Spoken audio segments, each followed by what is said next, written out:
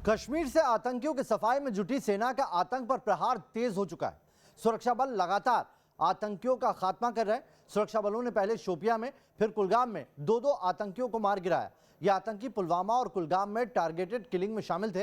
अब सेना के टारगेट पर पुंछ के जंगलों में छिपे दहशतगर्द हैं, जिन्हें मार गिराने के लिए सेना और पैरा कमांडोज ने मोर्चा संभाल लिया। शोपियां में आतंकी ढेर, अब पुंछ में नहीं है देर। कश्मीर में आतंक के सर्वनाश के लिए भारतीय सेना किस कदर आक्रामक है, इसकी ताजा मिसाल है शोपियां की मुठभेड़।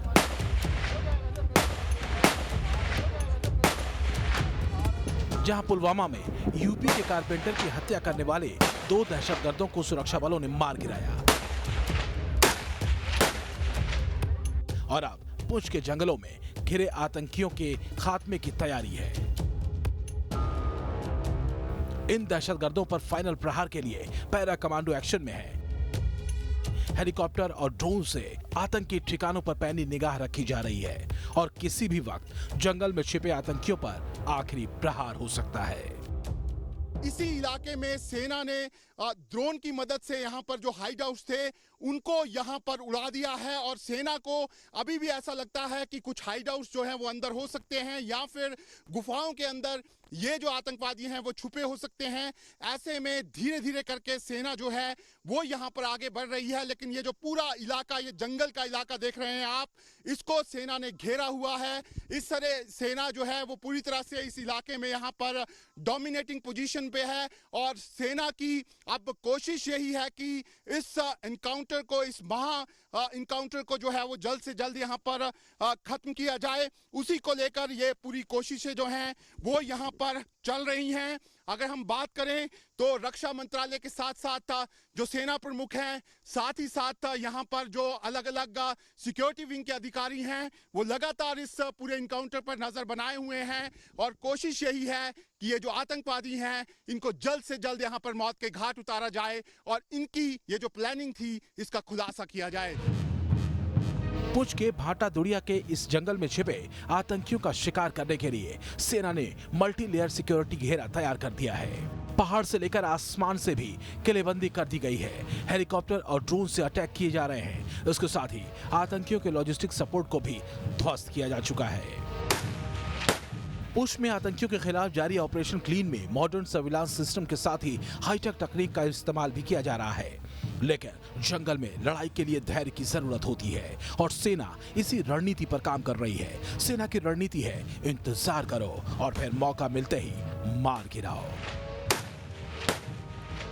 सिचुएशन वहाँ पे ये है कि फौज और सिक्योरिटी फोर्सेस ने उस एरिया का पूरा घेरा कर रखा है।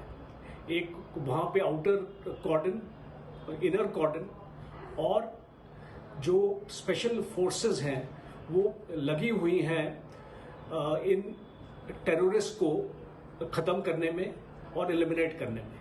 और टेररिस्ट के पास जो भी अभी एमुनिशन है वो भी ऑलरेडी डिप्लीट हो चुका है। लॉजिस्टिकल सपोर्ट इनका फौज ने बंद कर दिया है, और मुझे ऐसा लगता है कि और 1 या 2 दिन में ये जितने भी आतंकवादी है इनको हम खत्म कर देंगे। बताया जा रहा है कि भाटा दुड़िया के घने जंगलों में 4 से 6 आतंकी छोटे छोटे ग्रुप्स में छिपे हुए हैं। आतंकियों की इस टोली पर सेना का शिकंजा पूरी तरह कस चुका है। उनके मददगारों का नेटवर्क ध्वस्त हो चुका है।